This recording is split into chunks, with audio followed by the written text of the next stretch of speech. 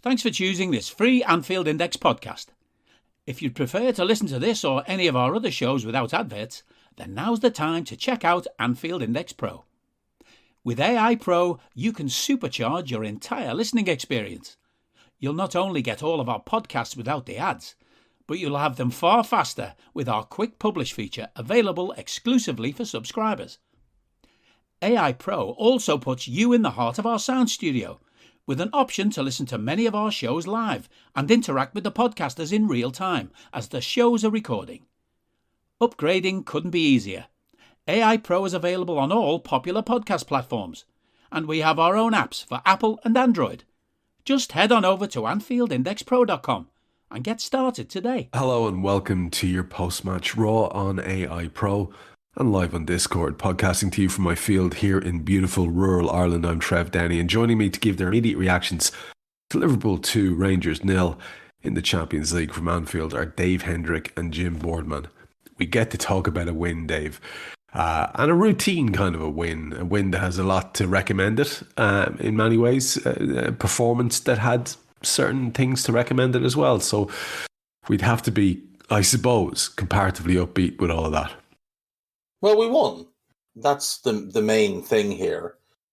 We won and Napoli won.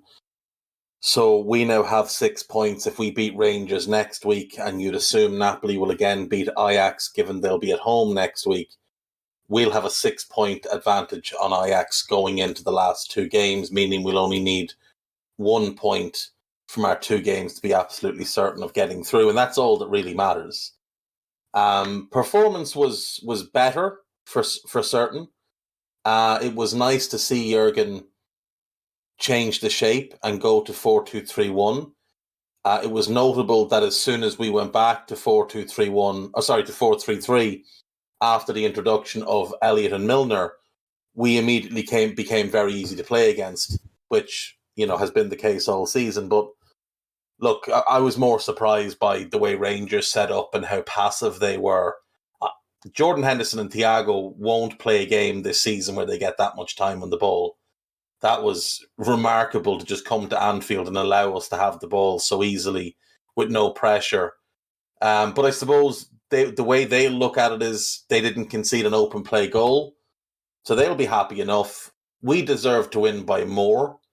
I think we had a couple of good chances. I thought there was some good individual performances. I think there was a couple of things about the team selection that held us back a little bit. And one in particular, the lack of a technical player in that number 10 position, just to kind of knit it all together a bit more, whether that was Bobby or Carvalho.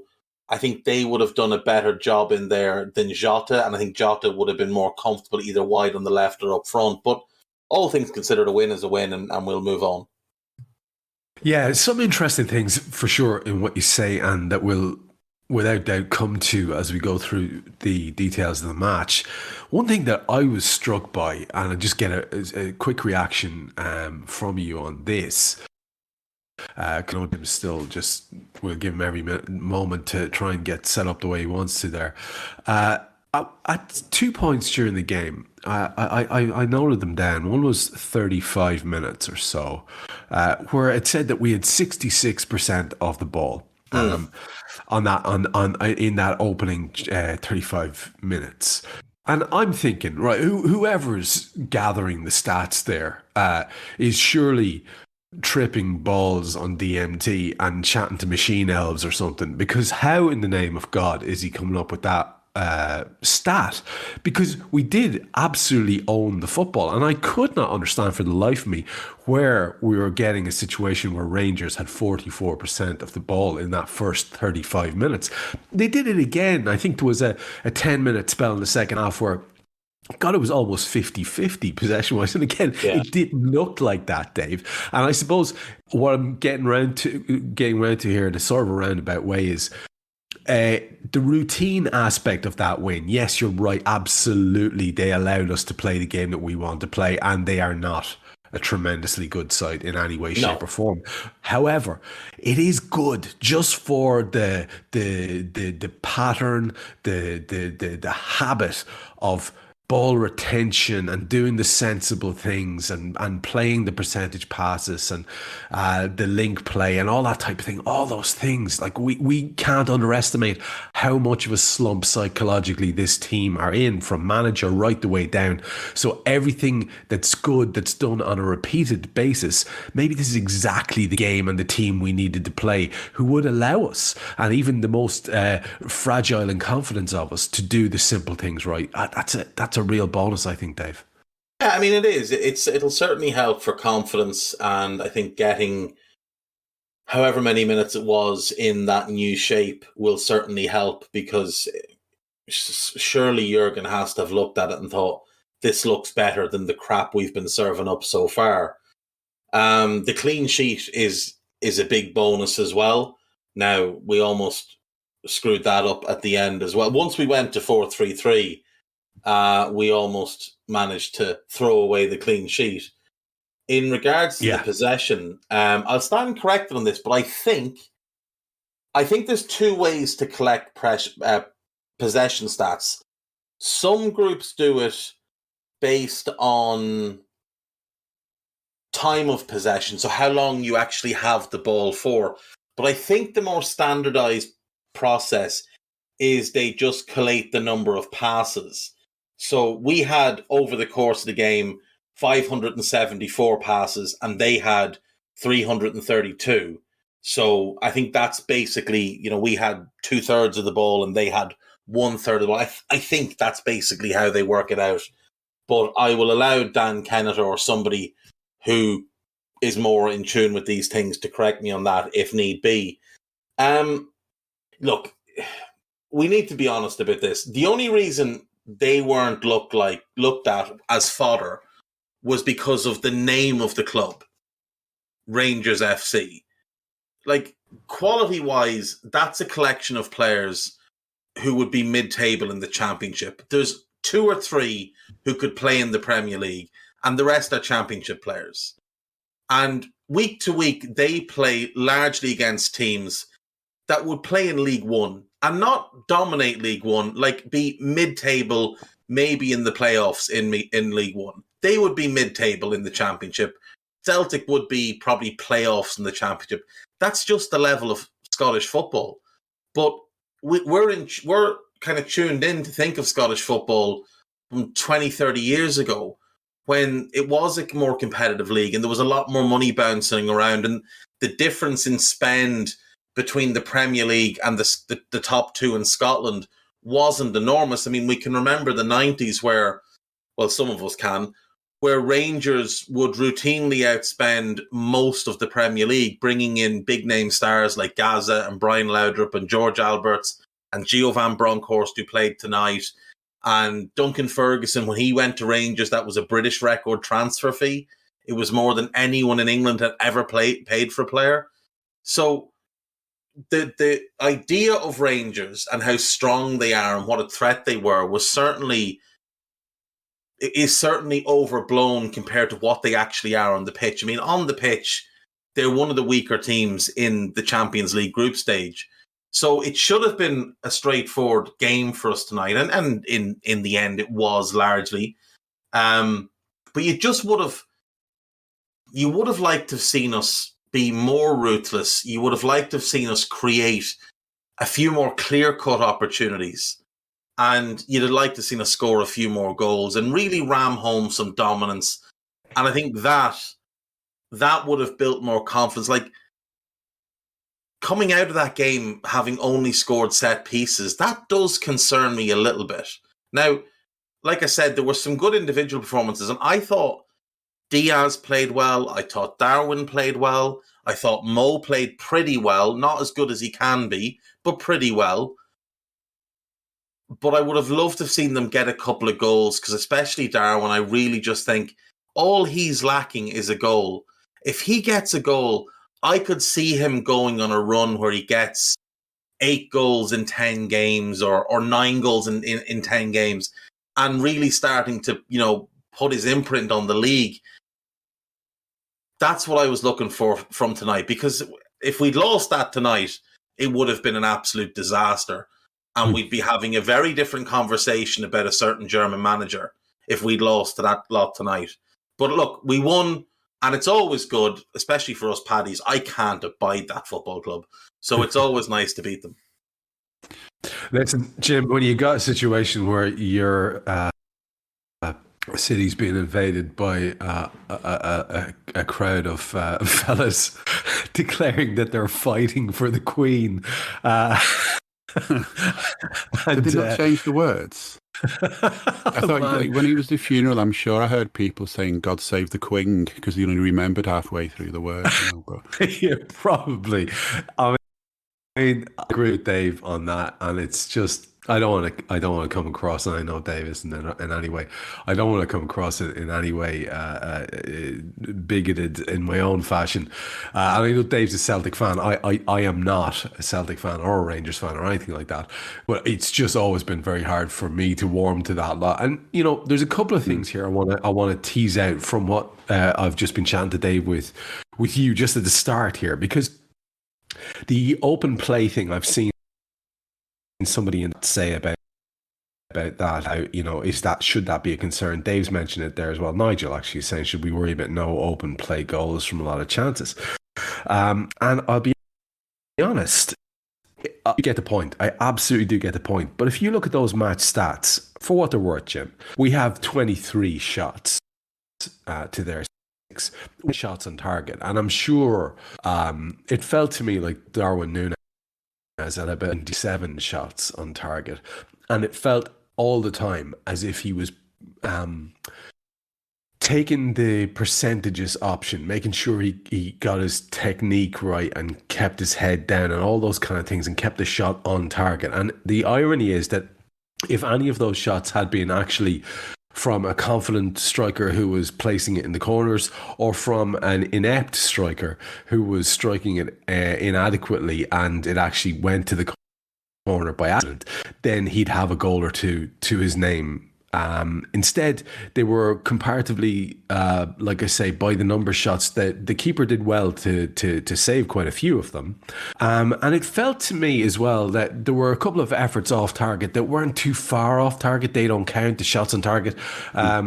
Shots that were just north of the top corner, that type of thing. And you see, with the set piece goals as well, we have to allow that a goal is a goal is a goal, and it affects how the game pans out after that.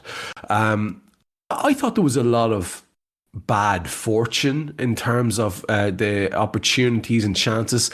Luis Diaz, would really probably almost deserve the goal in the night. I think Darwin Núñez certainly did. He really kept showing and putting himself on the sharp end of opportunities. I suppose maybe a little more so than what Dave was.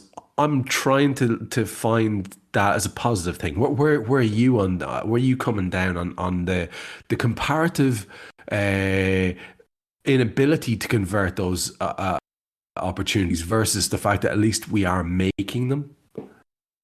Yeah, I mean, I totally get what Dave says, and I think I sort of thought that before the game, that here's a game having such a pathetically inept start to the season, when even that kind of season where draws feel like you've lost and losses feel like the end of the world, and just not looking like we could snap out of it, that a nice 9-0 win tonight would have really got our confidence back. But then I thought, we did that a few weeks ago and it didn't get our confidence back.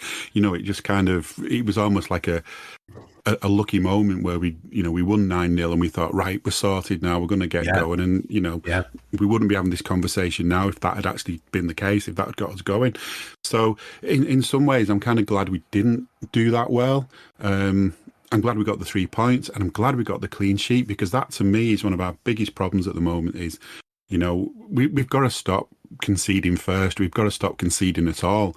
We've got to stop being in a situation where we're chasing a game. It's just, there's only so many times a year in a season. I'm sure even the best teams can do that and keep winning. There's going to be times when you don't win games because you're letting things in at the back, and maybe a 2-0 was okay. I mean, I'm happy with it. We won 2 points, 2 set pieces, and then, in all honesty, I think he's one of those goalkeepers that a few years ago, perhaps in the Rodgers era, maybe even in Kenny's last era, we'd be saying, you know, it would have been a 0-0 and we'd been saying the goalkeeper was the man of the match because of how many times he'd saved the ball. And, you know, they weren't all sort of lucky saves from weak shots. There were some really decent shots that he got his hands to. So he's a decent keeper. You know, he definitely is. He definitely had a worldie himself today.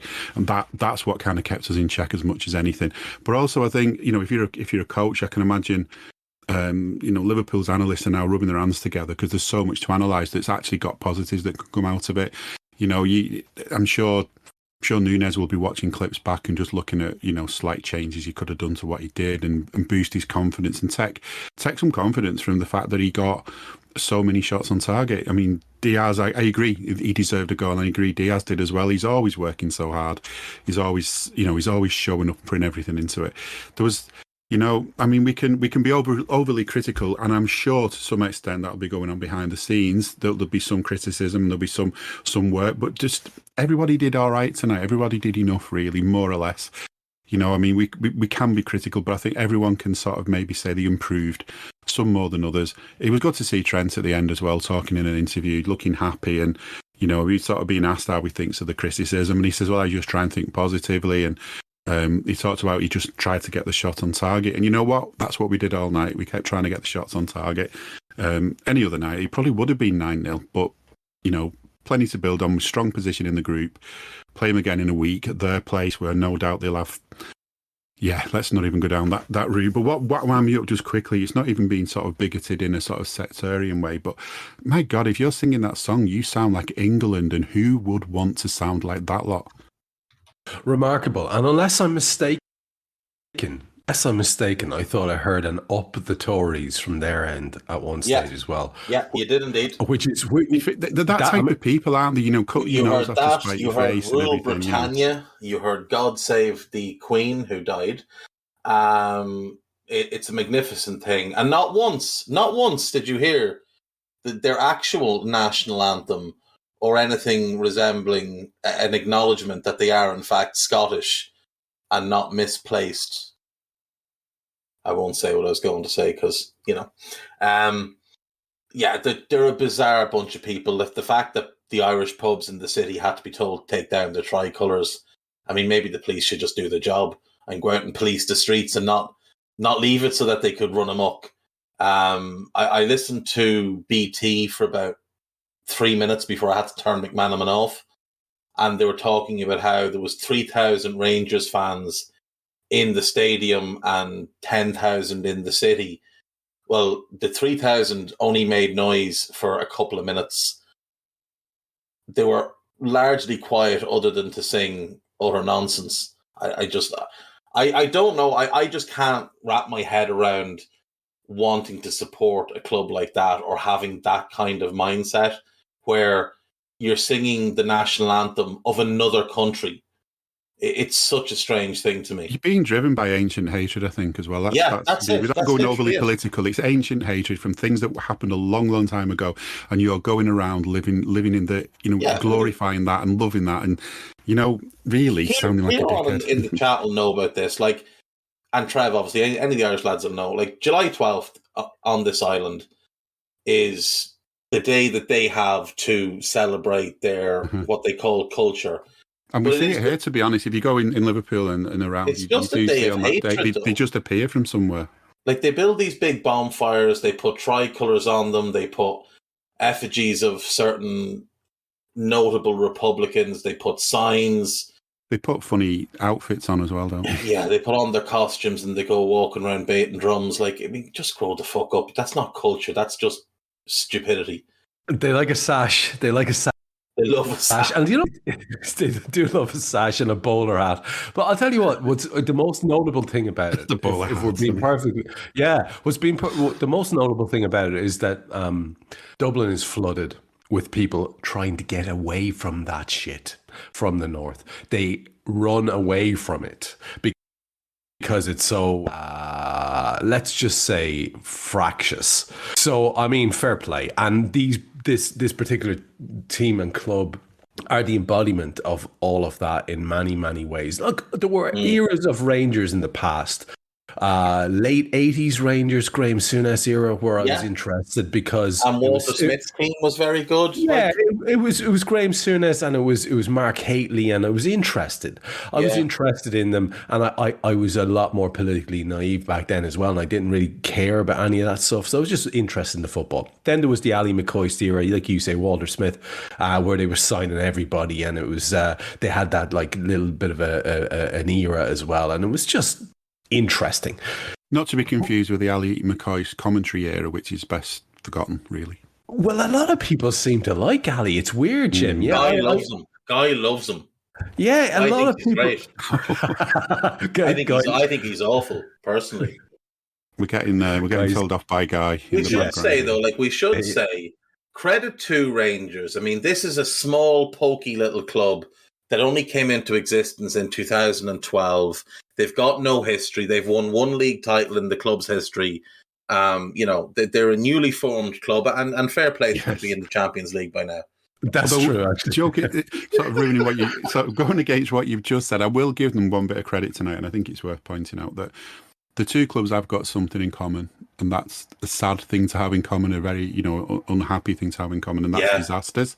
And I think the minute silence tonight, because there's been yet another disaster somehow in a football game, and people have died again. But I think that was. I mean, I give them credit for that, and to our own fans who were there, that was properly respectful, and and it's based on knowing what it feels like to be a fan of a club that's had that happen to them. Agreed. I mean, they've obviously had two major disasters in 1902 and I want to say 1971. 1971, yeah. Yeah. So like that's their history is marked by those in the way that ours is marked by Heysel and Hillsborough, and it was good to see all the fans just get together for that one moment, because when we say it all the time, when anything like this pops up, nobody should go to a game of football and not come home. And when you see an event like what took place at the weekend, and like just that sheer loss of life, it's so hard to take, knowing what our club and the fans of our club have gone through for the last 33 years, and the backlash after Paris and how it could have led to something like that. I mean, you would think that all of football, no matter where it's been played, that all of football would be taking a long, hard look at the stadiums, the way fans are treated, the security at these games, and the policing at these games. And yet we're still here again talking about a horrendous loss of life where all people did was go to a football match. They went to a game of football. Like, imagine going to the cinema and dying. It's the same fucking thing. Imagine going to the opera and dying. Yeah. You're going to entertainment and you're not coming home, and there's people at home waiting for you and you don't turn up.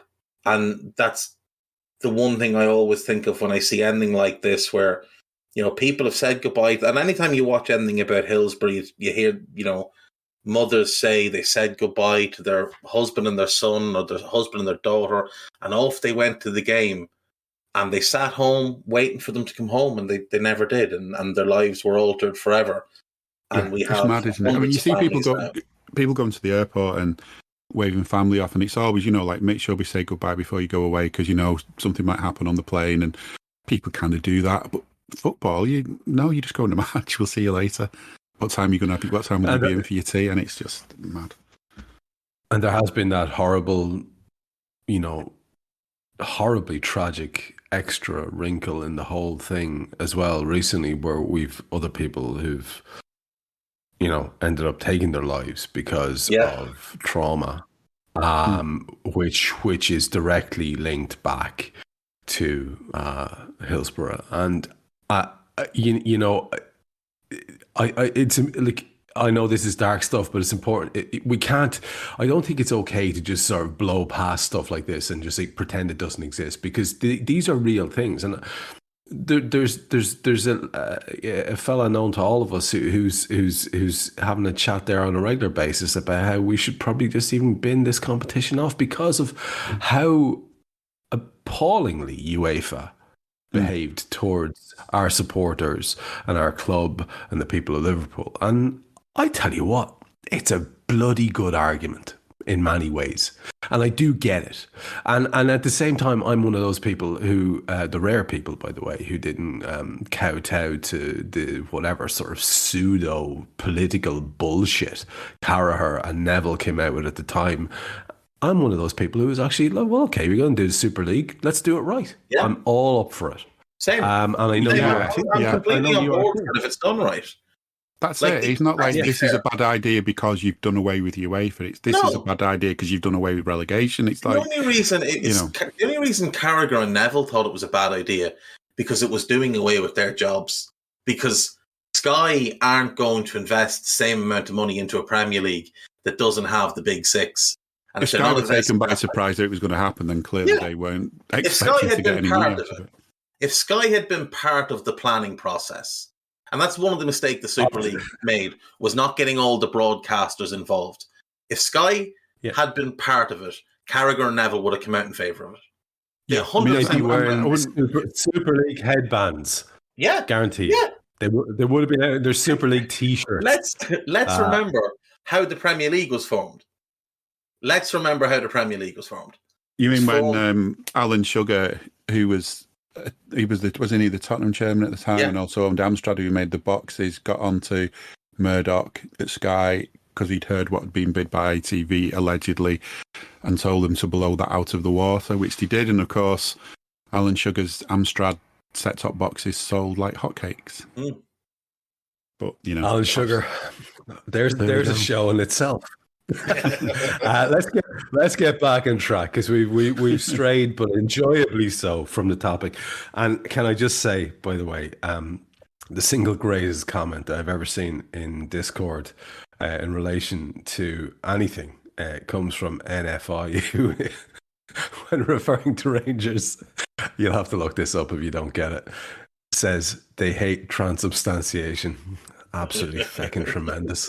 Little Catholic joke there for the lads at the back of the room. That is tremendous. That is a fucking tremendous comment, my friend. Fair play to you. Right, let's get into it. Jim, Liverpool's 11, and there's a quote there from the same man, attributed to Klopp, talking about how the change of tactics worked. Well, the change of tactics tonight saw us go with Alisson, Trent, Matip, Van Dijk and Tsimikas, with Hendo and Thiago as a 2, Salah, Jota, Diaz and Nunez ahead of them, and we appeared to be looking and going in a 4-2-3-1 to all intents and purposes. I know when I saw that, I went, well, that's super, except 4-2-3-1 surely is reliant on having Fab at the base of that as our single most effective midfielder over the last X amount of years, and the specialist, and on his day, possibly the best in the world job. Granted, his form hasn't been super this year. I will grant that to anyone who wants to make that point. So for me, Jim, I was excited to see the change and a little bit worried. And I'll have to say, and I want to get this out of the way nice and early, quality of the opposition aside, ability of the opposition to recognize tactically what they should have done aside, and to execute that aside, I think that worked reasonably well. And I think the two lads in that 2 worked well. And I thought it was probably the most positive game I've seen from the captain in a long time. And we can qualify it as much as we want and say this, that and the other about how, and talk about the opposition, and it's all valid. Christ, it's all valid. But, you play what's ahead of you, you play what's in front of you, and it worked out reasonably well, I thought. I'm enthused by this change of shape. And like Dave said earlier on, when we went back to the tried and trusted, we looked porous again. And I hope the fuck our manager sees that. And we really lean into getting more with these. We really should have coughed it up. And if it wasn't for our world-class goalkeeper, to me, the greatest I've ever seen between sticks, Jim, and a similar vintage, he's the best I've ever seen by quite a distance. Yeah. If it wasn't for him, we would have coughed it up. So talk to me a little bit about the lineup, the tactical change, whether you thought it worked on the whole, and then about the personnel best to do it against Arsenal at the weekend if we're going to continue this trend. And seeing as Klopp's talking about it, I assume we are. Yeah, I mean, you've got to try different things. You can't do the same thing week in, week out, because there's some people out there who've got nothing better to do with their lives than study us in great detail. I mean, and some of them are actually paid to do it. I mean, opposition people I'm talking about that suss out weaknesses and find chinks in our armour. And I think, I don't know, there's something about sort of mentally, we've been mentality monsters and all the rest of it, but we can be fragile as well. And the more maybe that feel of going into the other formation is sort of making us go, oh shit, I'm riding my bike without my stabilizers on here. Am I gonna be all right? And of course we're gonna be all right if we have our confidence back and if we're able to just keep an eye on what's going on. I think it's important to tweak things and try things, and I think we've got the personnel to do that. This tactic, this formation, we've got enough ones, if you like, for the 4-2-3-1. We've got enough of the three. We've got, once everyone's fit, we can switch things around quite a bit. And I think one other thing that's telling is, as Klopp's defending Trent Alexander-Arnold, as he has to do from time to time, because Gareth Southgate still has 1980s coaching manuals that he were actually from the 50s but just reprinted, I think. He has to keep defending Trent and explain what his greater role is. But in a way, by doing that, he's kind of also explaining that, well, actually, if Trent's so busy being an attacking player, maybe someone should be minding the shop. And I don't think that's been happening as well as it has. And maybe that has been partly down to Fab not being up to his usual self. So, just switching it around a little bit, just moving things around, just giving players different responsibilities, and just trusting these lads that here's a job, get it done. I think it works, and I think it's. I mean, someone said to me today, "What's wrong with Liverpool at the moment?" And it was so difficult to put your finger on what it is. You can say who's been doing things wrong, but can you say why they've been doing things wrong? Because it's just out of character.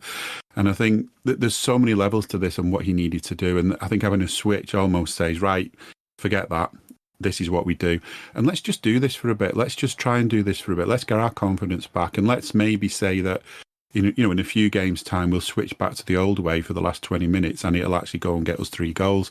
But for now, let's win games. We've got 2 totally different kettles of fish with what we're playing tonight and what we're playing at the weekend.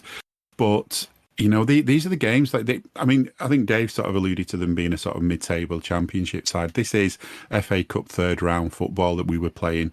That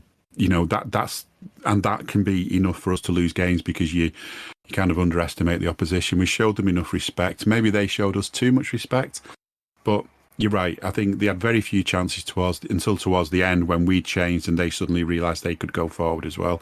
I actually, just quickly, I wrote down on about 15 minutes that I've got a feeling, because they were 1-0 down and they were still sitting back and passing sideways and being very cautious. And I thought, watch them try and do us in the last 10 minutes. And it was actually the last 5. But I had a feeling they might try and do that. Not so much that they want to win, they want to limit the damage and maybe get something out of it. But I don't know what their ambitions are in this group. They were group. saving their legs for when Milner came on because they knew they'd get a chance at that point. But even Milner, I mean, that's the interesting. Even Milner did well when he came on. That wild tackle at the end, but the Jimmy Milner upending of their attacker on the edge of the box towards the end of the game is absolutely my highlight of the night. Primarily because it's a fucking bananas situation to be in, and only Jimmy Miller would do that. And he's 50-50 whether he gets it right, isn't he? But he'll have a go. Jim, 100% is 50-50. That could easily have been a penalty and 2 red cards. That's how close he runs that line. Dave, in terms of Rangers, because Jim's asking about what their ambitions are in this group. Their ambitions in this group, I'm sure. I know what Jim was suggesting. are to be out of this group as quickly as possible, because they've got nothing. They are just not. They're not this competition worthy, if we're being perfectly honest here. And this brings us full circle back to your, like, should we not probably have wrapped in a couple more goals from play? I get that, I really do. But talk to me a little bit about them, because we have to play them again in a very quick turnaround, and it will behoove us to know them, and it will behoove us actually probably to know a little bit more about the guys who came onto the pitch in the late stages, because even Fletch, BT's supremo commentator there, was able to note that they had an outball all of a sudden, which they didn't have before, which could get us turned around. And, you know, I have to say at this stage, big shout out to my pal Mary, whose Now subscription allowed me to watch the match tonight. The amount of nightmares I'm having, lads. Oh, unbelievable. Thanks to Mary anyway. Even if I did have to listen to Steve McManaman all night, going, yeah. Talk to me, Dave, about Rangers, because we're going to have, like I say, we're going to have to play them again. And here's the way I want you to drive it, because when they brought on Cholak, when they brought on Jack, when they brought on Matondo, Kamara, and the kid with the Sakala. best name in the world, Fashion Sakala. Yeah. Fucking hell. I'm sorry, but that's better than Marvelous Nakamba. Yeah. Fashion Sakara. These two lads are absolutely world class in the name bracket. But when they brought those guys on, they had something about them that they didn't have up to that point. And I don't know if it's because the lads who were on the field before that had that more championship feel of being journeymen who could, you know, not embarrass themselves. And then these guys who came on had that kind of, well, I'm trying to get to the next level here. This is a stepping stone club for me kind of thing. I could have that all wrong. What's your take on this? Yeah, I mean, like, they're a 4-2-3-1 team. That's their base formation. That's what they played against Ajax, but they got absolutely wiped off the pitch against Ajax. So when they went and played Napoli, they went with the back three at home against Napoli, but they played a back three and proper wing backs and two up top. And they went and had a go against Napoli. And to their credit, and look, a big part of it for them is Ibrox. Like, I'll mock that club all day long, and I'll say whatever it is I want to just wind up their fans. But the one thing I'll always give them credit for is Ibrox is an incredible home stadium. And it is right up there with Anfield for big European night atmospheres. And it's probably even ahead of Anfield, because it doesn't matter what round of the competition it is. Like, the crowd at Anfield are not getting excited for a Champions League group stage match because they've seen bigger and better things. The crowd at Ibrox would get right up for a qualification playoff into the Europa Conference League, because that's what they do. So they did give Napoli a bit of a game, but they played an attacking brand of football. Like, their back three that night was Lundstrom, who's a midfielder, Golston, who played tonight, and Sands, the young American, and a Sands playing for Rangers will never not be funny, who's also primarily a midfielder. And they pushed the fullbacks right on as wing-backs. They played Morelos and Kent up against the centre-backs, and they tried to use their pace to spin in behind. So I thought they'd go 4-2-3-1 tonight, because they lost that game 3-0 in the end. So I thought they'd go back to 4-2-3-1, or at the very least go with something similar. But what they went with tonight was just, we're parking the bus and the bus is not moving. Like, that is a flat back five. A flat back. There is no difference in the positional line that the centre-backs and full-backs are playing. They're all tucked in. The way they lined up or the way they passed. It was very flat, yeah. Both. Then you've got Lundstrom and Stephen Davis sitting in front of them, who aren't... Stephen Davis can't run anymore. I mean, he's their James Milner. You know, there's likely a door somewhere named after him. But like Milner, he just can't run anymore, and he's a bit of a liability. So I was surprised by how they lined up. I didn't think they'd play the back five. I was very surprised that young Leon King played. Now, he's hugely highly rated, and Gerrard has been trying to get him to Aston Villa since the day he left Rangers, and just hasn't had any luck yet. But he's a very big talent for them, and I thought he was good tonight, bar obviously the penalty. Was very surprised that Davis played, and I was surprised that going with that shape, they played Morelos up front, because he's not the type of striker that enjoys playing back to goal up against big physical centre-backs. He's not the type who's particularly good at bringing the ball in and holding it up and then waiting for runners to come to him. He likes to get it to his feet, give it, and spin the corner for a ball in behind. His game is about one touch, quick, dynamic movements. I thought Čolak would have started up front. Čolak would have been the better option there. Yeah, 6'2", strong, rangy, decent pace, good first touch, loves the physical battle, and he's in unbelievable form this year. I mean, Morelos has struggled a bit this year, whereas Čolak arrived in the summer and he has 11 goals. He had 11 and 14 before tonight. He's been in great form.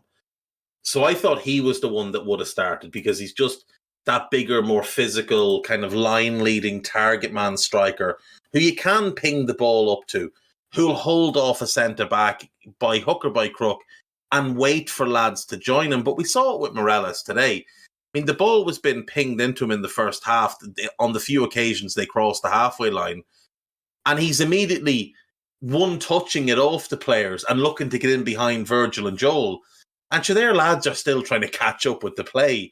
And immediately we're picking the ball up because we've got the numbers and we're away on the next attack. So I thought Van Bronckhorst got it wrong. But like you said, when he made his changes, it did make a difference. Now, you referenced earlier a much better performance from the captain, unquestionably a much better, by far the best performance he's put in this season. But from when they made their first changes until he went off, he did struggle a little bit. Those last 5 minutes were a bit ropey for him. And Thiago was having to do a lot of covering to get back across for Henderson, because he was just getting dragged out a little bit more because they were moving the ball quicker. And we didn't really seem to have an answer to that. Then obviously we bring on Fab, we bring on Bobby, and the game settles again. And all of a sudden the shape really looks like it makes sense. You've got Fab and Thiago, they make sense as a pair. You've got Bobby in the 10, that makes sense. That's a technical, creative player in there who can knit things together really well. And we really started to look good up until he made the changes to go back to 4-3-3. And the last few minutes were, a bit regrettable. But yeah, you mean from 79 on, where he brings on Milner and Harvey Elliott, yes, for Darwin Thiago, because that's when things went to shit for us. And they got a couple of big opportunities. They did. Here's the funny one for you, though. I found this amusing. There were 3 players who played tonight, or in the matchday squads, they did all play, who were born in the city of Liverpool, and 2 of them played for Rangers. They had more players from Liverpool than we did. Thanks to Stephen, isn't it, taking some with him? That is Big Steve. That is Big Steve doing his work. Fair play. Well, no, it's not. It's not. It's because he did sign John Lundstrom, but Robbie Matondo came in after him. Oh, shit. Okay, right. Yeah. John Lundstrom, former Everton lad, because Ryan Kent was born in Oldham. He wasn't born in Liverpool. Oh, yes. John Lundstrom was born in Liverpool, and Robbie Matondo was born in Liverpool. Okay, right. Very good. Well, that is your trivia for today. I love that, and in the absence of young matches, that is the looking for. So fair. That's why the song is the Scouser in the team. It's exactly, Jim. We got to keep faith with the lyrics. Let me and you start the. Obviously, we're going to pause briefly, and then I want to take on another section of it with you. Our pal Clement, who I've started calling Dick Turpin, but nobody gets it, Jim. Nobody's as old as I am, and nobody knows who Turpin is, or Richard, what's his name, who used to play him in the show, Sullivan, right? Richard O'Sullivan. So nobody knows that. We're just talking to ourselves here, pal. But anyway, he gets the game rolling, and I was having flashbacks because obviously this is the fucker who refereed the Champions League final, and I had issues with him on that night. I had issues with how everything went on that night, and we've already alluded to it. And so I just had this sort of uneasy feeling as the game started. But fair play to him, though. He was wearing some socks for charity, wasn't he? I think tonight. So he was. Yeah. Genuinely, there were two different moments where we were attacking, and he ran into the shot onto my screen, and I thought it was somebody who'd ran onto the pitch because the blue socks were just so unusual to see with the all black. I genuinely thought it was a pitch invader. 1960s boots, they look like from a distance or something. Sort of. Just to keep you updated, Trev, I'm not sure you're up to date fully on your Dick Turpin TV watching. There is a planned new Dick Turpin series due to come to Apple TV next year, I think. Holy shit, look at you, the youngest crew contributing to this. The main reason I know who Dick Turpin is because I love the Carry On films. And Carry On Dick is an all-time classic when Sid James plays him.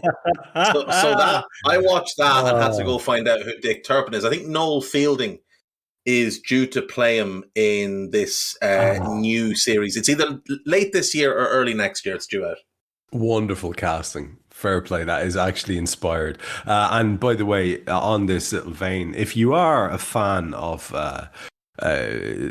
Carry On genre, a pal of mine who does a fantastic podcast called Smersh Pod has just brought out a new episode, and the most recent one is called Carry On Abroad, and it goes and has a look at that particular movie, and his two guests are two of the funniest lads that he has on, so do go and have a look at that if you're interested.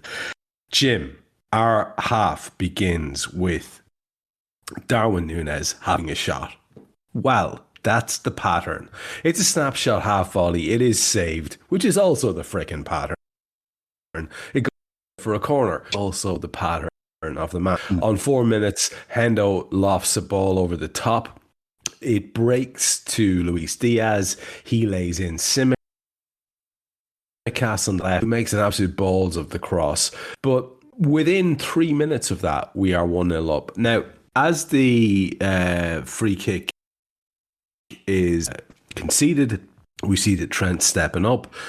I know, Jim, that you, like me, were thinking, well, this would be a lovely thing if this could happen. Because I was thinking at the end of the previous game where we had an opportunity via Trent to win the game. And I don't know if enough was made of that in that game because it was just solely wide. It was really well struck free kick, I thought. And again, have the opportunity to watch the game live because of technical disasters. But I've seen a replay of it a few times and I thought, holy shit, that probably deserved a little bit more respect than it got on the day, and in terms of how we assess what a moment was. And so I'm thinking, right, okay, here it is. He needs this. The kid needs it. The execution of the free kick is outrageous. It's slightly to the left and back of the D, and he hits it right into the postage stamp. It's absolutely gorgeous. The execution of it is fantastic. The free kick had been conceded by poor, unfortunate Ben Davies, fouling Darwin Núñez. But the goal itself, Jim, and you and I are going to keep going here, because there's more to talk about, and I'll finish the half with Dave then, was something that I felt had a sort of resonance. And, you know, you wind in and fold in the fact that at the end, Kloppo decides to do the managerial nod to the crowd and take Trent off just at the end and let him have his round of applause. Because we should address this here now. This guy... And actually, again, fair play to the BT crowd. They said something. We should probably celebrate what players can do as opposed to what they can't. Yeah. I thought that was a good line because there's not many fucking right backs, stroke footballers in general, who can do what Trent does. And one of the things he does that most people can't do who call themselves professional footballers. And I'm so happy for the kid that he got to have that moment because, like I said, when I tweeted about it immediately, it was like, class is permanent. This guy is class. We know this. And he's been having a bad run and he's looked bang out of form.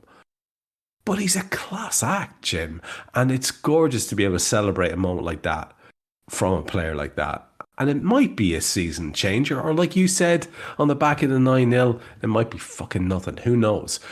But I enjoyed the hell out of that. I don't know about you. Yeah, absolutely. It's a reminder to him and to us of exactly what he can do. I mean, there's all the stuff he does in open play that gets played down by far too many people, especially people who aren't supporters of this club, which is fair enough. I mean, that's what people do. They like to go around slugging people off. It's just frustrating when people who are being paid to give opinions on football, who maybe should be a little bit more impartial and a little bit more sort of reasonable in what they're saying, keep saying these things as well, especially when the manager of England. It's not a pleasant way to be about people. And you're right, there's far too much in football. It's been a trend for too long where you'll get. I mean, I think of Gary Neville maybe as the sort of person who's really good at this, which is, there's a goal scored, and instead of praising the striker, instead of praising the guy who passed the ball through to him, instead of praising the run or the thinking or the dummy run that someone else made or anything else positive that led to that goal, it's all about, the keeper was a yard too slow, or an inch too slow, an inch too much to the left.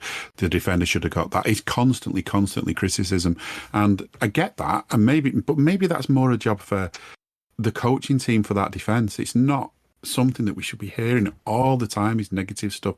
Football is meant to be fun and enjoyable. Let's try and accentuate the positives much more than we do. And I think if BT is saying that, maybe they're some of the worst culprits for it, but maybe they'll learn and change, and we'll start doing that. And it's plays like Trent. He said tonight afterwards that he only focuses on the positives, or he tries to be positive, but no matter how much he says that, it does play on your mind. And Jay and I have talked about this on Scouser Tommy's, that there's too much of a microscope on our players, too much, and things the shit Nunes was getting because of a miss in training and shit like that. There's just way too much of it. And these players, they might be well paid, they might be famous, they might be doing the job we'd all love to do, but they're still people.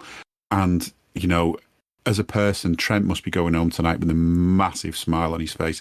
It was really well taken. And I don't know if you noticed, just before he took it, as they were lining up and doing all the talking that they do, when you wonder if they're just doing that for fun because they've already decided he's going to take it and what they're going to do. But I just heard Trent shout the ref over and tell him to get the Rangers player back, and the ref went and drew a line. It was a player sort of diagonally to the right, and it's just, it's that attention to detail as well. You can imagine Trent's just sort of almost like a rugby union conversion attempt. He's just really sort of picturing it, really thinking about it, really sort of imagining it going into that spot on that goal. And it's also a way for that specific thing where he said to the referee about Morelos, about him encroaching, and the ref went and drew a line. It's also a really good way for Trent to steal 10 seconds to just settle himself. To just settle himself down, because obviously with rugby and that, everything goes quiet, nobody moves, and it's the players just allowed to focus. With football, the atmosphere is far more raucous, and it was just a really good way for Trent to just get those couple of extra seconds, because he knows he's taking it. As soon as that foul is committed, he's taking that, no one else. But then you've got Henderson's there, he's talking. Salah's there, he's talking. Thiago's talking. And just for Trent to be able to block them all out, block the crowd out, and just think, right, focus. It was in front of the Rangers fans as well. That's another point. Exactly. So, yeah, it was really clever. And I thought it was really good for the ref. I haven't seen a ref do that before, to go and draw that secondary line on the angle. And you'd appreciate seeing a bit more of that, because how often do we see players cheat up 3 or 4 yards on the angle and then get across to try and make a tackle? there's a 10-yard rule in front and a 5-yard rule at the sides. It's just, it seems to happen, doesn't it? Fair play to Dick Turpin on that one, and Jim, straight after that goal by Trent, we just continue. So on 11 minutes, there's a really good carry and a pass from Jota, who plays in Luis Diaz, who comes back the opposite way and fires close to the target. In 15 minutes, Mo has a carry and a cut in. His shot is palmed out of the corner by the keeper. And again, that's one of the ones on the night which, on a different occasion ends up in the net. We get a corner from that from which nothing accrues. On 18 minutes, there is a Tavernier free, which is driven into the wall, the Liverpool wall, and eventually wildly thrashed high and wide by Kent. But I thought it was worthy of mention because at least it was a shot in anger on their part. On 26 minutes, Mo plays the ball into Darwin. His pull back is cleared. There's a corner. There's another corner. There's a chance from that corner, which is from Trent to Virgil, whose glancing header goes across the face of goal. Probably could have been converted. And then on 33 minutes, where I'm going to draw a line with yourself here for this opening part, there's a Henderson ball over the top into Darwin Núñez. His touch is good. His shot is well saved. And I just had the feeling, Jim, at that stage that we definitely would score from open play. It's frustrating to think now on reflection that we didn't. But we should probably acknowledge that there were chances getting carved out, which were good freaking chances. On other nights, maybe by people with differing levels of competence stroke confidence, would have been converted. So that opening half hour up to 33 minutes with yourself, we'd have to say was Reds dominated, and 1-0 I felt was the least we deserved. Yeah, definitely. I mean, at that point, the stat came up on the TV. I think I've written it down 33 minutes that the possession then was 66 to us. And, that was it. Considering they're a goal down, and they have been since whatever it was, 7 minutes, why was that so much in our favour? And I think this is the other thing to take into account is that they were defending like mad. They were defending like they were winning 1-0. They were, they were time wasting when it went out for a throw into them. It was quite bizarre to see. If you'd been watching it, I think there was actually a spell where the time kept going off the screen on BT. So if you'd have sort of walked in, maybe when that had happened, you'd wonder if they were ahead because of the way they were playing. And it was just bizarre. But we kept going. We kept plugging away. And, I'm not taking anything away from our clean sheet to say they didn't do a lot of attacking, but they didn't. They didn't look confident to come past us. And I think what I really enjoyed in that 33 minutes was the amount of times where we kept possession and the amount of times where we did win it back quickly. And that possession wasn't just down to them not wanting to come out at us. That was a lot down to us really making sure we kept it. And the way Liverpool play is so important. We've got to press, we've got to keep possession, we've got to do all of those, from our point of view, all of those basics right. And that's maybe what we've not been doing this season. And so, again, as we've said already tonight, taking into account the opposition and all the rest of it, it was just so promising. And it did feel like sooner or later one of these was going to go in because that goalkeeper couldn't keep pulling these saves. I couldn't keep being in the right position. And, maybe we couldn't keep hitting it just a little bit too close to him. Sooner or later, one of them was going to go in. But, even deflections went well for them. So it was one of those nights. And it felt like, that was my worry as we got to half time. I was thinking we do need another goal quite quickly. But yeah, we'll get to that. And at this point, definitely an improvement in my opinion. And you could see that in the confidence of the players. I think that early goal settled things a little bit. It stopped it turning into a bit of a nightmare. And, just gave us control in another way as well, if that makes sense.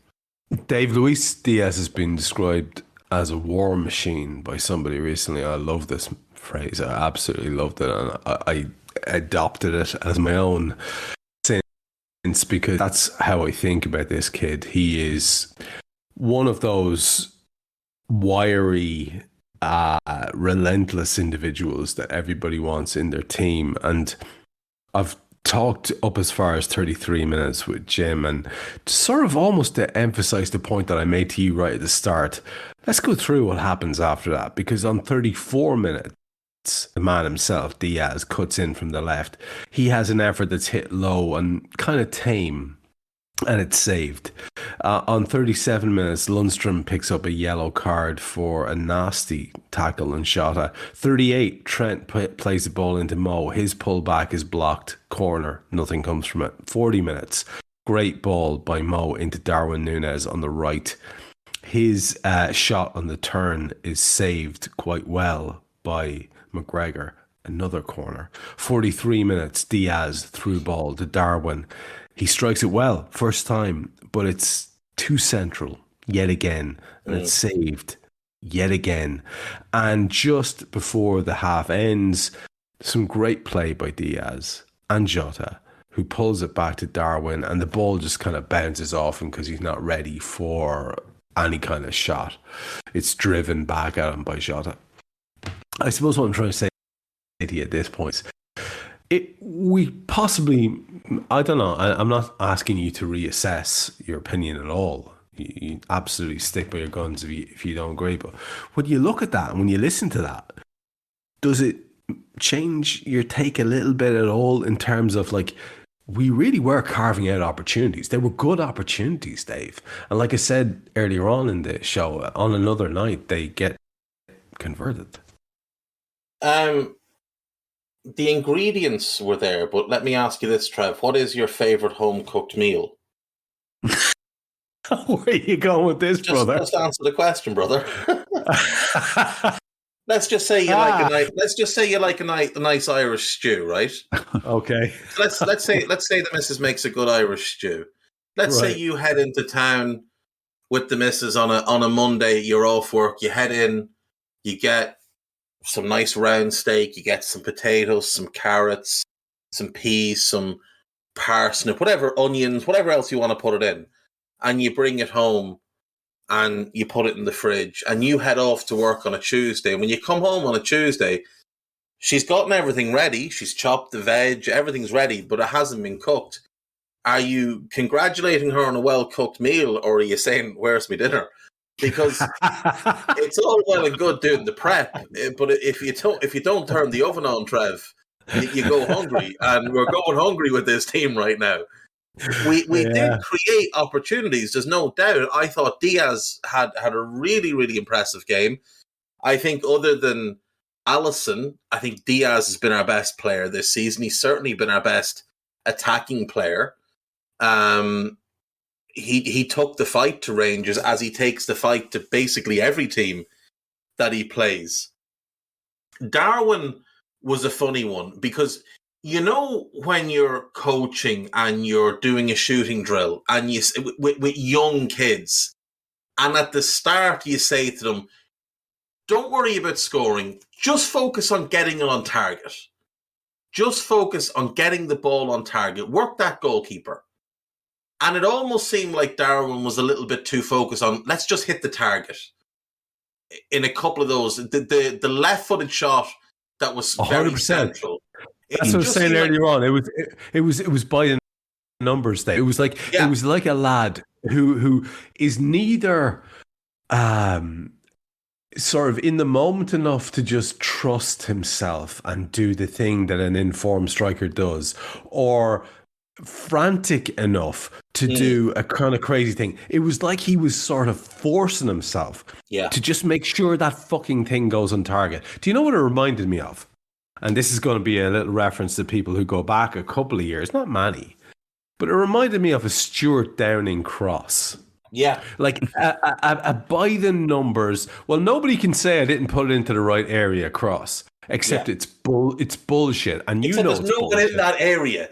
You have crossed the ball into a penalty area when all your teammates are 8 yards outside the penalty area, Stuart. Or 8 inches high. Like, it's no fuckers there. It's a silly thing to do. And what Darwin was doing was he was striking the ball straight down the middle. He was concentrating on technique. Like I said earlier on, getting his knee over the ball and technique and striking. Keep it nice and low. Put your foot through the ball. Which is a shame for a striker, isn't it? Because you want him to act on instinct far more than that. So maybe it's a temporary thing. But I no. will say, well, I'd say it'll be triggered by goal, Jim. It's as simple as that. Yeah, that's it.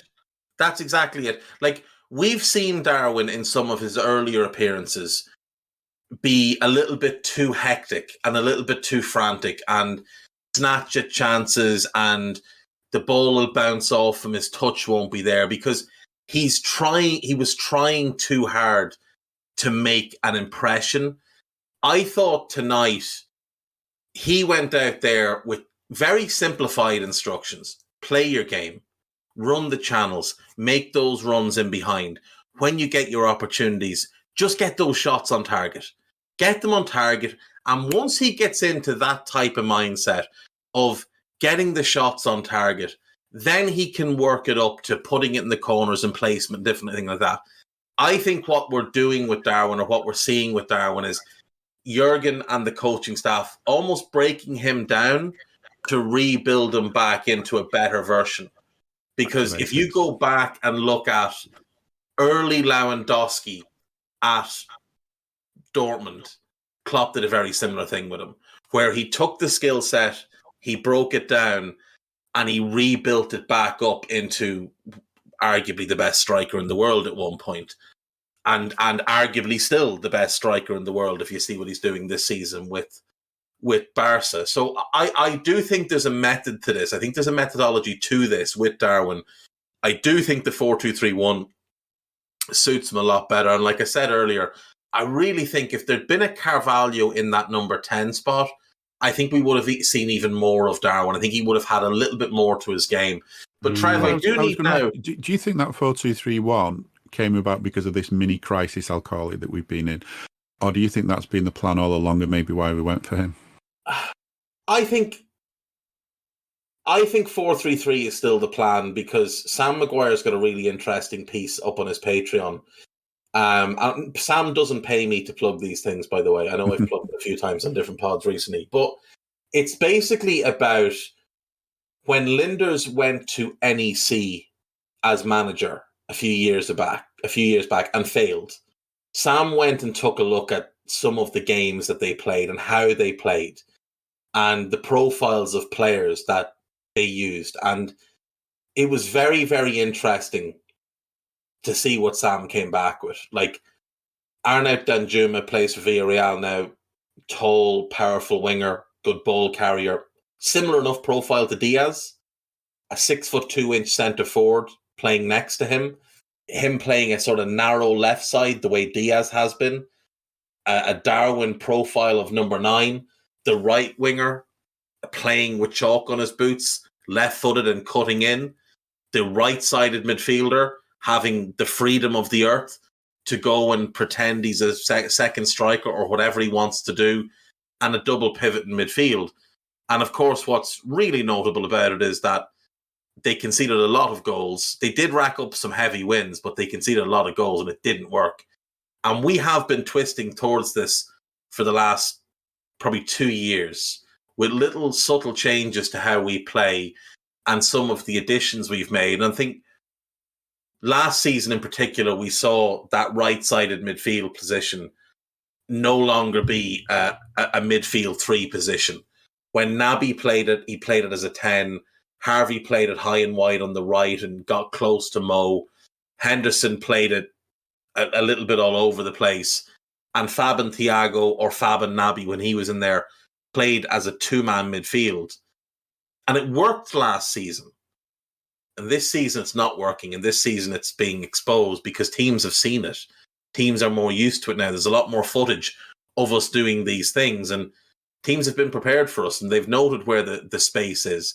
They've noted what the issues are. And the issue we've had in the 4-3-3 is that with that right-sided midfielder playing as part of a front 4 and Trent from right back becoming the right-sided midfielder, there's no right back. There isn't a right back. Trent has been playing as a right-sided midfielder for nigh on a year now. Henderson has been playing, or Ellie's been playing as part of a front 4. And that's all well and good, but there's no right back.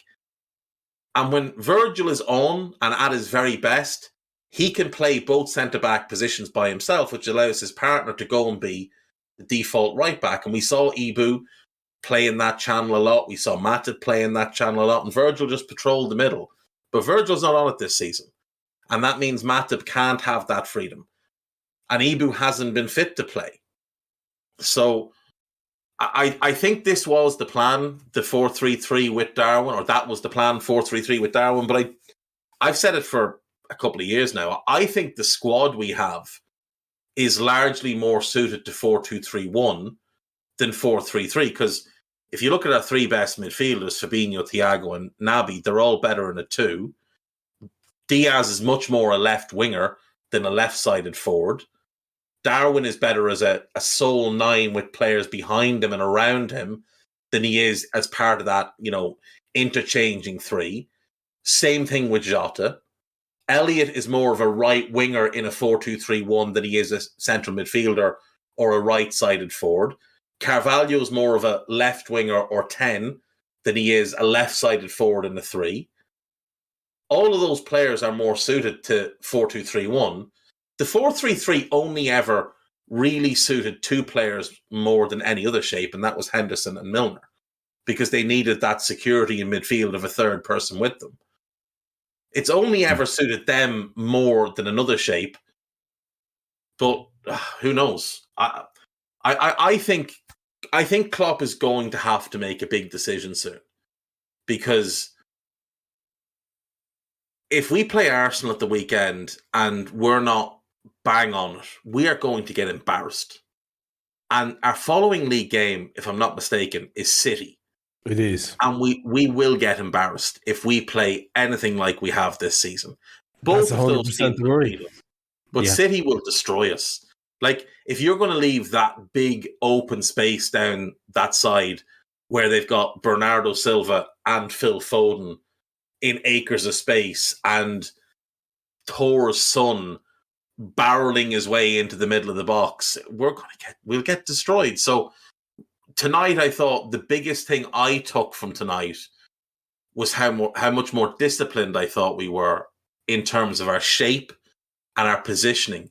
Carragher did a bit of analysis on Monday Night Football about a moment in the Brighton game where our front 2 were Trent and Henderson. They were the 2 players up front. Salah was right wing. Costas was left wing, but he'd just taken a throw-in, which is why he was so high. And we had absolutely nobody other than Joel Matip in about a 40-yard square. And Brighton were just delighted to go running into that space. And it wasn't the only time it happened in that game. Nice of Jamie Carragher to catch up to the analytical insight of the Raw podcast for the last 2 years. Exactly. If not, but here's the thing. The one thing I want, I have to have a go at Carragher. I like Carragher. I like Carragher. I think he's a good pundit. He's not as good as he thinks he is. He's not as good as people make him out to be, but he's a good pundit. But for the last probably 12 months, Gary Neville has taken it upon himself to be the right back whisperer, the fountain of all right back knowledge, and has criticised Trent Alexander-Arnold endlessly for his defensive work. Endlessly. And Carragher has sat there and said not one fucking word in Trent's defence. Last season, Trent was excellent defensively. Excellent. And I know people will say, oh, but what about the goal in the Champions League final? That's one fucking goal from an entire season. Last season, Trent played with 0 support in front of him and was outstanding. And if you go back and again, Dave, and again, just listen to Raw podcasts. Yeah. And you will hear again and again, yourself, Carl, Harry, Mo, all our usual pundits saying, but wonderful cover by Trent on X-Wind, because he is a good fucking defender. It's a nonsense. This argument about him not being a good defender is a nonsense. That specific game, that Champions League final, he was up against Vinicius Jr., arguably the best left winger in the world last season. And bar that goal, I challenge anybody to think of one moment that Vinicius had in that game. He didn't do a thing. Trent put him in his pocket. For 89 minutes and 59 seconds, he was in Trent's pocket. It's the microscope thing, though, isn't it? There's 90 minutes in the game, but you find 2 minutes where something didn't quite work out. Here's the thing, Jim. Yeah. A defender can play brilliantly for 89 and 59, and a goal goes in that people assume is their fault. But as pointed out by Guy, that goal is more Robbo's fault than Trent's fault. But a defender can be brilliant for the entire rest of the game, and one goal gets conceded, and all of a sudden, they're crap. A striker can be absolutely trash for 89 and 59, score a goal, and people think he's an 8 out of 10.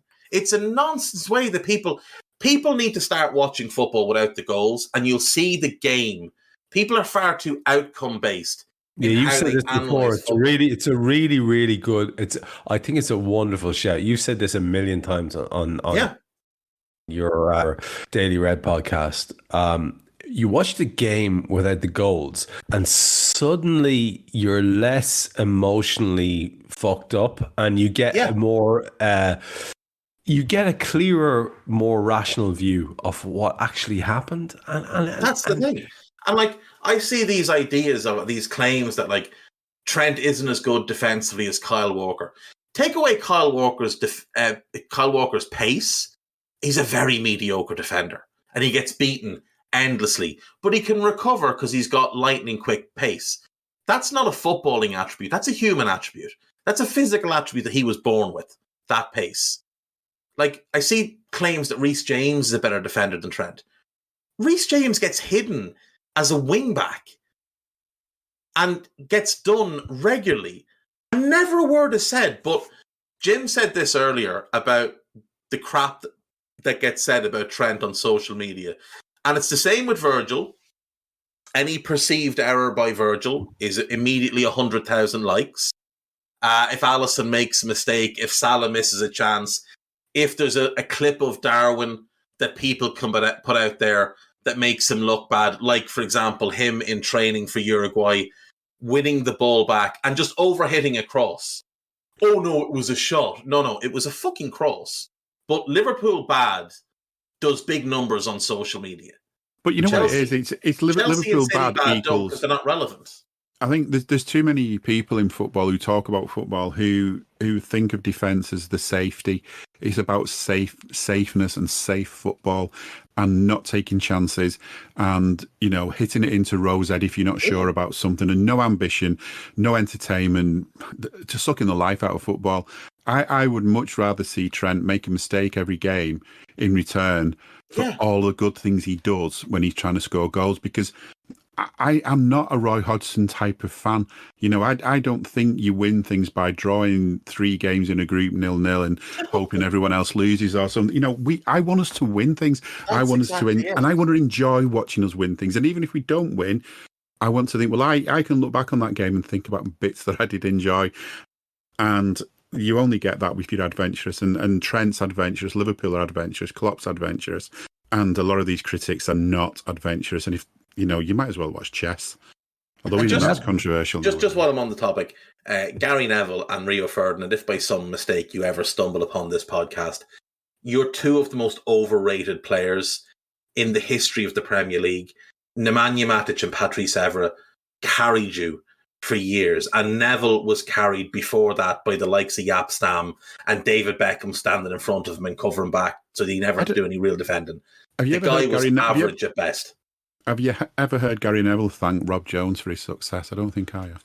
That's the thing. If Rob Jones doesn't get a bad case of shin splints, Gary Neville has maybe 3 England caps. And if he thinks Alex Ferguson didn't try and replace him about 6 different times, he's fooling himself. I really enjoyed the little reference to how David Beckham carried him as well, because he did. Yeah, like Paul Scholes put it out on his Instagram on Sunday as United were getting pumped by City. Paul Scholes put out a picture of Beckham and Giggs, and he said, whatever happened to wingers who track back to help their fullbacks? Because Beckham and Giggs were absolutely fantastic players, but fuck me, them two boys could work.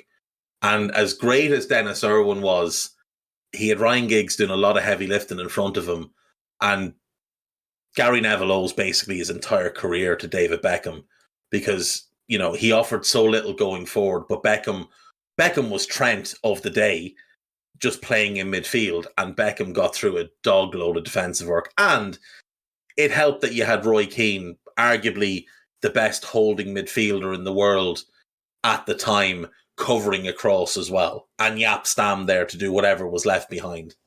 It's a good reference because the shape of the crosses from Beckham and Trent are very similar if you care to go and have a look.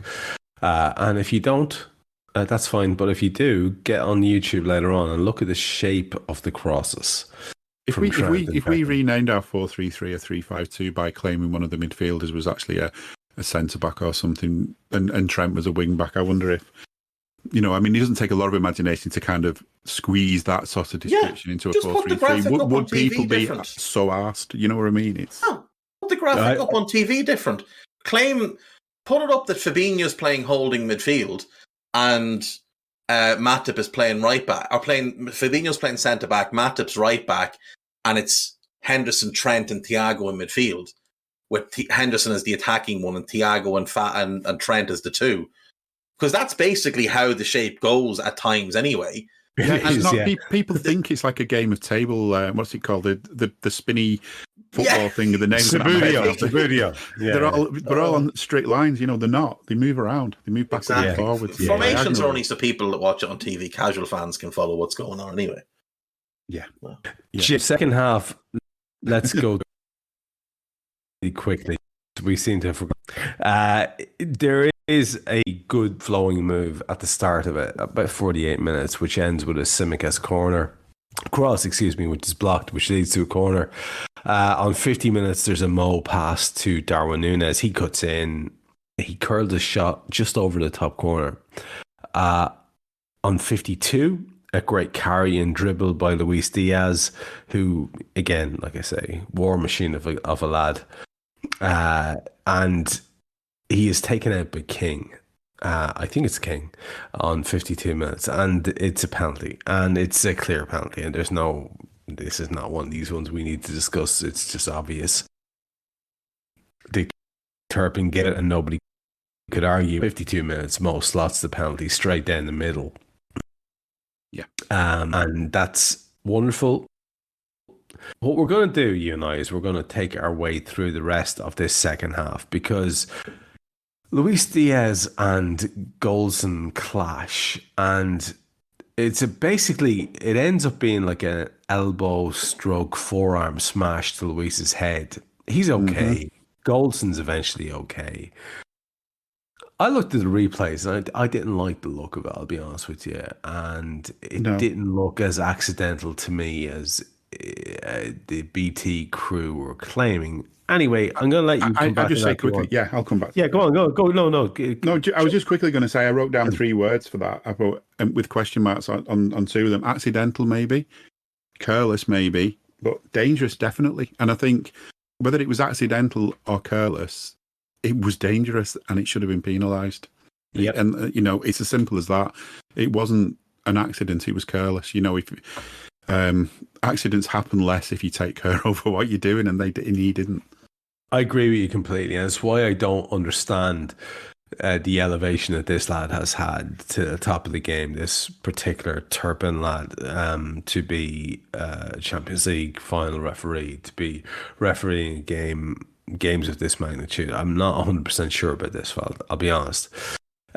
Mo does strike the penalty away, and like I said, then there's that Goldson and Diaz clash. 59 minutes, Jota has a bit of a fierce shot on the turn, and I want just a moment for Diogo Jota here. I feel like we should just point out that it's not 100% his role at all.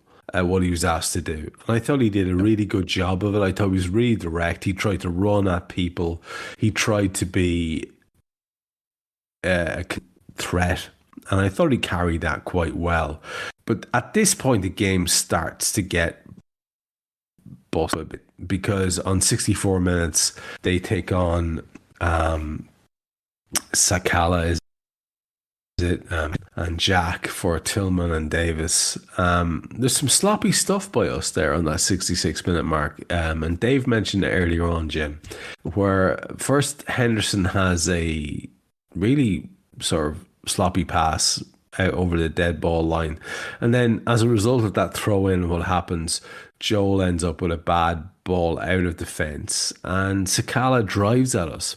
And he pulls his shot coming in from the right-hand side badly wide, different play them, and we've conceded a goal. And this is the reality of it. And this is where I'm with you on this. That's a shocker. Lodge that one. 68 minutes, Diaz cuts in and shoots wide. 68 minutes as well, we bring on Bob and Fabinho for Hendo and Jota. There's a lovely ball into Diaz on 72 by Trent. They bring on Cholak, is it, for Morelos, who had been struggling on his own up front. On 73 minutes, really, I love this moment from Thiago sliding in, our classiest player, sliding in, and as a result, releasing Mo Salah, who plays in Darwin. He pulls back to Diaz, but Diaz, I think, is offside. We bring on then, at that point, 79 minutes, Milner and Harvey Elliott for Darwin and Thiago. And we seem to change shape, or at least lose our shape. Because on 80 minutes, they then bring on their next lot of Matando and Kamara. They bring them on for Ryan Kitt and Ben Davies, the two ex-Liverpool lads. And 83 minutes sees Joel heading powerfully just wide.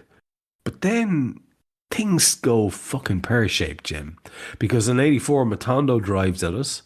He shoots, Tsimikas clears it off the line. Right? Most games, that's a goal. And Tsimikas did really well. Then there's another chance from the corner. The ball breaks to Cholak, and Ali has to save point blank from him. And he is sort of, it's a half volley. Like, the ball bounces in front of him and he's helping it towards the goal. He doesn't hit it with venom. He directs it towards the goal, and Ali comes out, makes himself big and spreads himself and saves it. On 89 minutes, we do have a nice ball in by Mo Salah to Diaz, and then we have that big Jimbo Milner tackle on 90 minutes, which could have been anything if we're being perfectly honest. It was shapeless. I believe careless. I love Jimmy Milner because I don't know why. I honestly don't know why. I've never thought he was a great player. But I can't believe he's played 300 times for us. It's fucking mental, Jim. I cannot believe that. I had to check it. Mental that was his 300th game. You know, Gary Neville said earlier on tonight, I played 400 times for Manchester United in the Premier League. And I went, fucking, okay, all right. Jesus, Gary Neville, 400. That seems low to what I would have expected or whatever. 300 Liverpool appearances this lad made. Yeah. And that's 90 minutes he throws in that, whatever the fuck that was. Now, as it turns out, I'm glad that he did it right, in the borderline of right. We do have another chance for Mo on 90, and we do have then Joe Gomez coming off for Trent on 92, which is, an opportunity to salute Trent and give him that opportunity, right? So what I'd like you to do is, if you could, I understand we've gone through a lot there, but we also haven't, because the game was quite quiet for most of the second half. Talk to me about any of your takeaways from the bits I've mentioned there, and what I'll give you a heads up. We'll finish the show with yourself in a few minutes, and Dave, so you know I'm going to go for your final thoughts to you after myself and Jim finish here. What is it that you'd like away from that second half that sort of registered with you? I think just quickly on the penalty, it was good to see Mo just doing his little dancing run up and then just hitting the back of the net, getting that ripple. I still hate penalties until we score them. It's always that worry because again, the microscope if a player misses a pen, especially in this English nation that I sort of live in, although I don't really like to admit it. It's the end of the world, penalties, isn't it? Because England have always been so bad. But yeah, I mean, I can remember seeing Sir Alex Ferguson, to give him his English name, I think, is it? I don't know. I don't like calling him Sir. So Fergie was there, bacon face. And the Jota shot, I thought, was an excellent shot. It was another good save. And that's what he is. It was kind of as if he was in his rightful place then in front of goal, having the chance to turn and shoot and get it on target. And, on another day, that would have gone in, and it would have been, maybe the start of a rout, then really the floodgates would have opened, but it didn't. And as you say, we kind of reacted to that with a little spell where we kind of just looked a little bit like, oh, job's done. We don't need to play to the whistle, and just gave him a little bit of a glimmer of hope. And again, we've got some good personnel that kind of do get us out of those messes quite often, but we need to stop getting into the messes. We're going to play teams who can mess things up for us all by themselves without us letting them, giving them a free ride to that. That cost us save, if you like, was immense. And to be fair, if Trent had done that, we'd be going all over the place about how good it was. So I think we need to big up on that.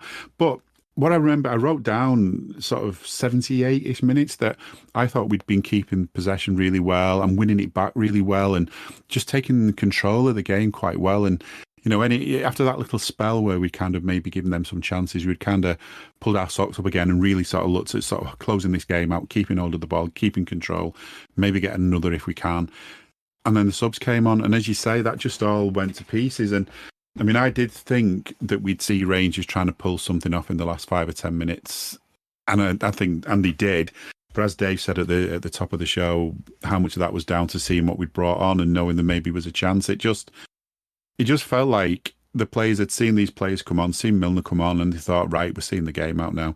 Just the job's done. We can just take our foot off the gas a bit, and it's just this dangerous thing that I've seen from Liverpool of late. I mean, is that why at the weekend a 3-2, what could have been a 3-2 ended up a 3-3? Are there other times in games when this is what we're doing? I don't know what that is, and I think coaching's got its limits on what you can do about that. It's frustrating, and there should be somebody telling them to just keep on it, keep an eye on it, and it's frustrating. The other thing I remember from that point as well was just towards the end when Ali McCoy said Alexander Trent, because if he got his totally forgotten what his name was, so thinks he's Alexander Trent. And yeah, it's that tackle from Milner. You're right. It worked. It worked, didn't it? I think, as we said, many other times it wouldn't. But it did. And I think what Klopp did at the end to bring Trent off like that, and I think the BT commentator said that Klopp had been kind of gesturing to the Kop at that point to put the hands together for him, and he got a standing ovation, and he walked off to that, got his song sung, and maybe his season can really get started again now. I mean, it's weird to think how well he started the season if you think of the Charity Shield, and I'm thinking that that Charity Shield game is something that shows what we are capable of. We did so well that day. We played so well that day. It's so shocking to see what's happened since. But that good team is still in there. That good squad is still in there. That belief is still in there somewhere. We've just got to get it out. And I think, overall, for that bit of the game, we've got some things to learn from, some things to build on.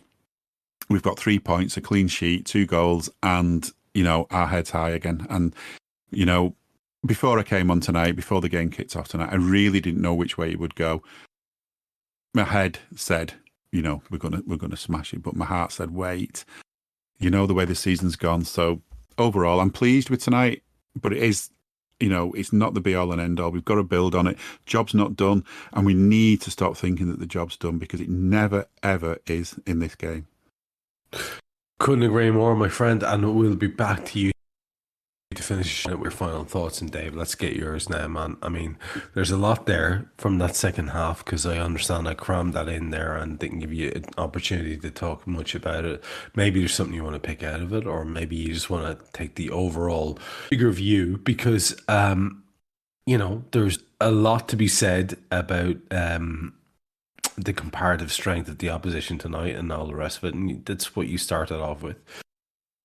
How are you feeling in terms of a wrap up here? And before you do finish entirely, do let folks know what's coming up from yourself for the week to come. Well, first of all, Trev, I have to call you out, I'm afraid.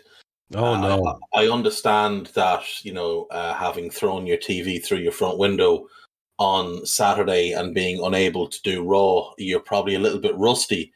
But, I mean, we've just spent, 4 weeks talking about this game, and you didn't mention the absolute highlight of the game, which occurred in the 31st minute on the edge of our penalty area as the ball was pinged into the feet of Alfredo Morelos, who threw himself on the ground and invoked a Joel Matip tantrum. And once that took place, I knew we were winning the game. I knew at that moment that we could not lose. The magic was back. The big man was on form. And to his credit, I thought he had a very good game tonight after a very ropey performance. He did. Yeah, it was very ropey at the weekend, but I thought he was very, very good tonight. I thought Virgil looked more like himself.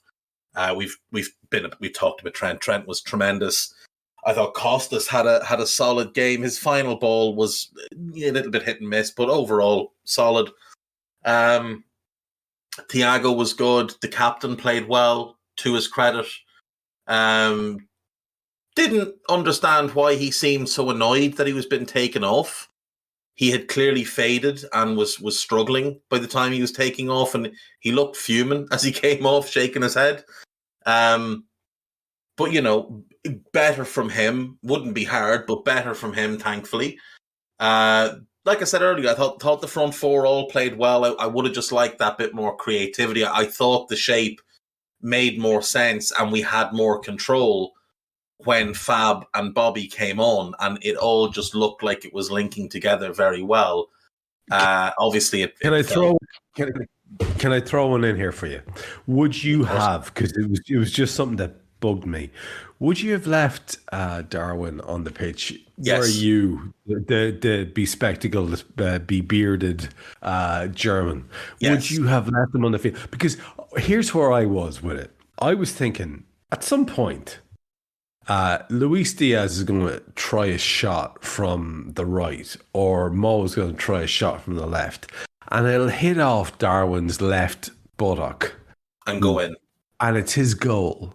Yeah. And he'll claim the shit out of it. Oh, he's taking off the shirt and he's getting up on the hoarding behind the goal. Yes, he is. And waving the shirt around his head.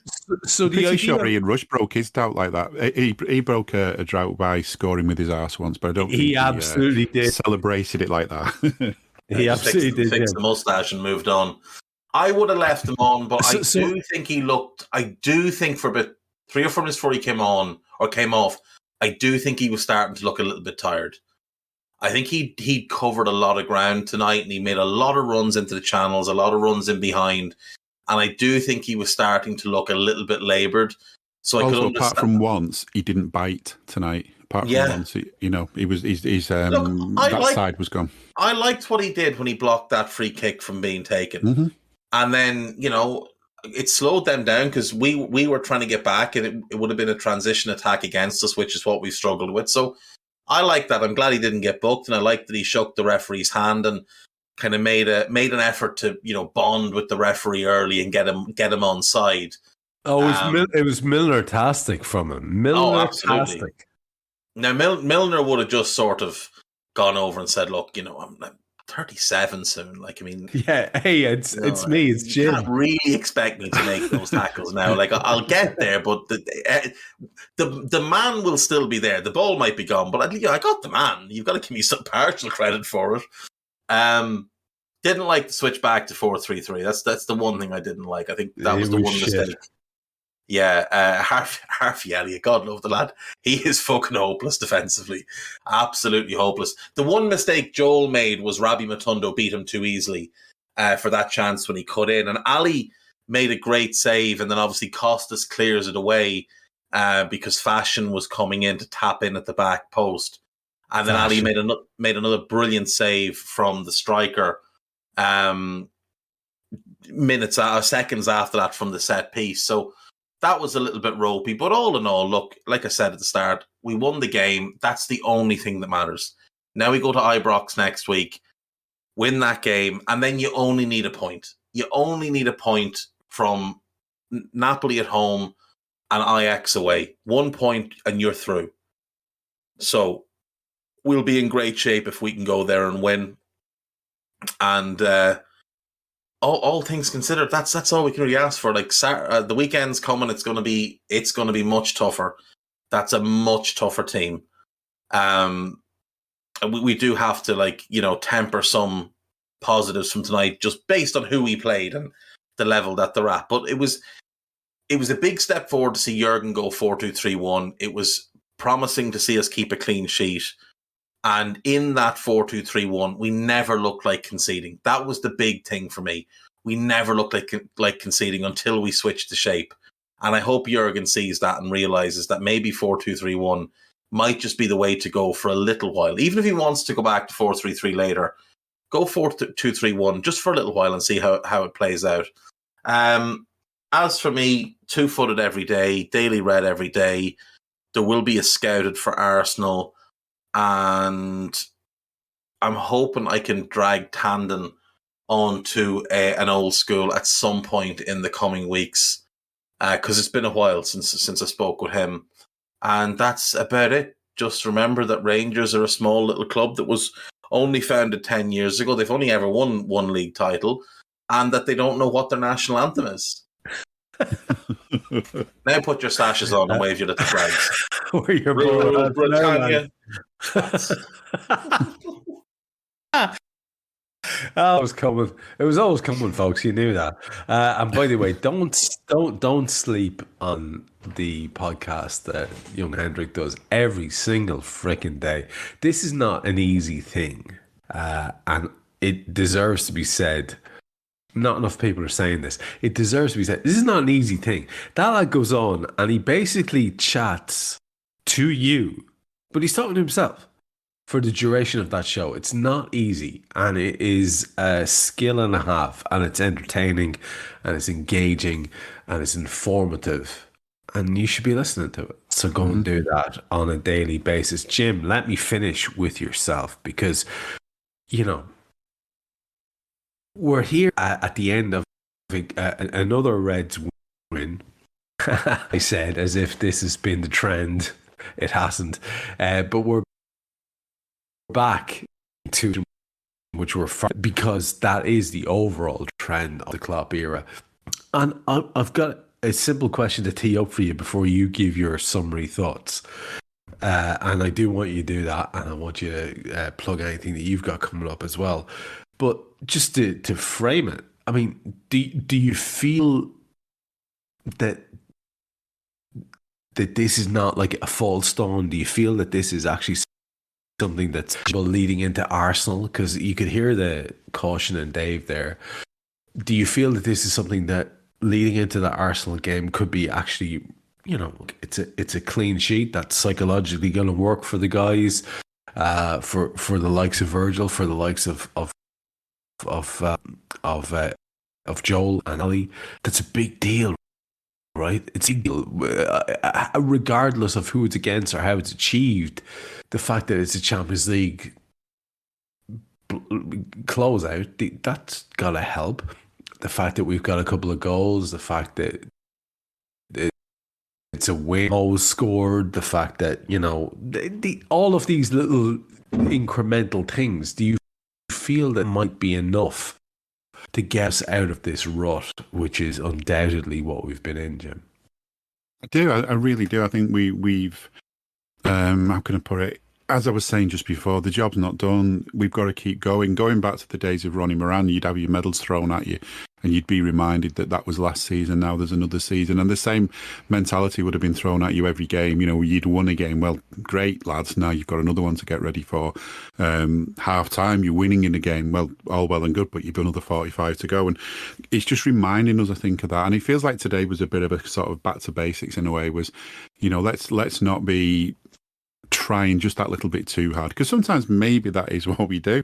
We try too hard and then it goes wrong. I don't know, but it's a case of sort of psychology is such a big thing, and especially as we've said about microscopes and all the rest of it, you've got to put the brakes on the things going wrong, and we've done that tonight. I feel we've put the brakes on the things going wrong because apart from a couple of scares, we did well, and we know what the opposition was, and in a lot of ways, maybe it's come at a good time that we've played them, because look where we are in the Champions League. A few weeks ago, after the Napoli game, we thought that was the end of our Champions League and everything was going to pot. It's been a strange stop-start sort of a season.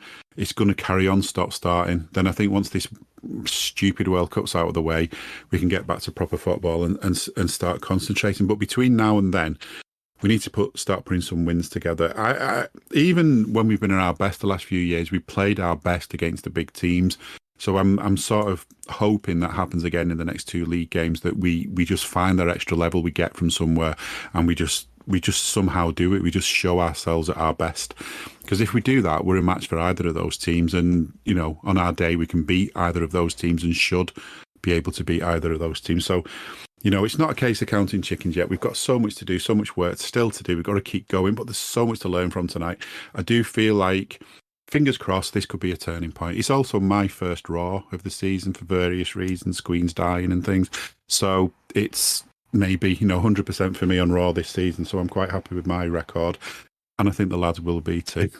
But no, I think good. We've got to build on it. We've got to enjoy these things. It's a little step and there's lots more steps to take.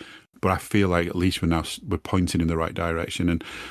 And here's to many more nights like tonight.